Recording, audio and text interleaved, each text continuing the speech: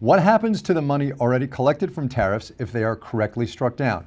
That is a great question, and we don't know. It's something like $180 billion in calendar year 2025 that has been collected on these tariffs, which I am obliged by law to say are taxes on American businesses and consumers. We're the ones who pay them, no matter what you might hear from the president and his cabinet officials.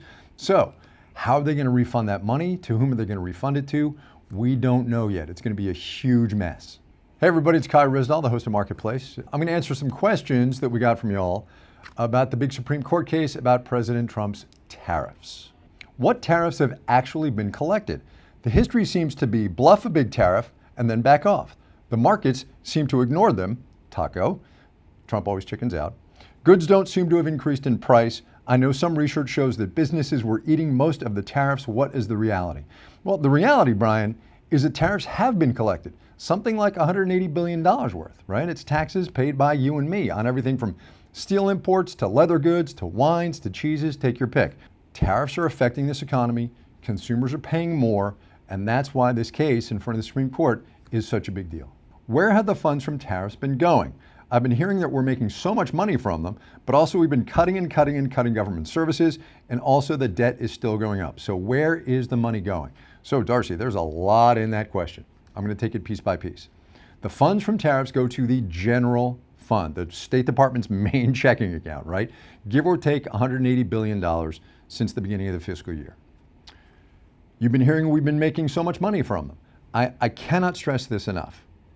Tariffs are taxes paid by American consumers and American businesses. So we are not making money from them per se. We are paying taxes to the federal government for these tariffs. We have been cutting government services. Also, the debt is still going up. The debt is still going up and the deficit is still going up. Remember, debt is from the beginning of the republic. Deficit is year to year, right? They're going up because we are spending more money than we are taking in. Even though we've taken in $180 billion in tariff revenue, that's like chump change compared to actual government expenditures and the amount we're actually using to run the government. How about trade deficits, which drive a lot of tariff decisions? My understanding is that it's a lot less scary than it sounds, but I can't remember why or even if that's correct. It is correct that the president has said our trade deficits, which have been going on for decades, are a national emergency. And that is what he has based his reciprocal tariffs on in this case that's in front of the Supreme Court this Wednesday. The catch is that trade deficits that have lasted for decades kind of by definition can't be a national emergency, right? Emergencies are things that are pressing, that are prevalent, and that are immediate. Here's the other thing about trade deficits. I have a trade deficit with my beer store. I give them money, they give me beer. The way it works on a macro scale is that we give other countries our money and they send us stuff, computer chips, furniture, wine, take your pick, whatever it is. So in and of themselves, trade deficits are not necessarily bad. The president has fixated on them for some reason. I don't know what it is, but that's the root cause of this whole thing, whether they can be a national emergency and what that means for the president's authority. Why are business leaders being so silent on tariffs? Interesting, she says.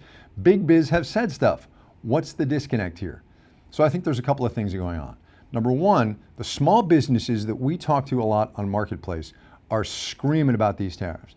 They don't have the fiscal wherewithal. They don't have the money it takes to pay these tariffs before they can pass those costs on to consumers. So they're confused not only by the uncertainty, but they're stressed because of the financial implications of the tariffs. So they have been screaming. Big businesses, I think, have a different set of factors they're considering. One of which is the politics of it, right? The president is known to go after people who oppose him. And big businesses have big profiles. That's why they are being more political, shall we say, than some of the small businesses that we talk to on Marketplace.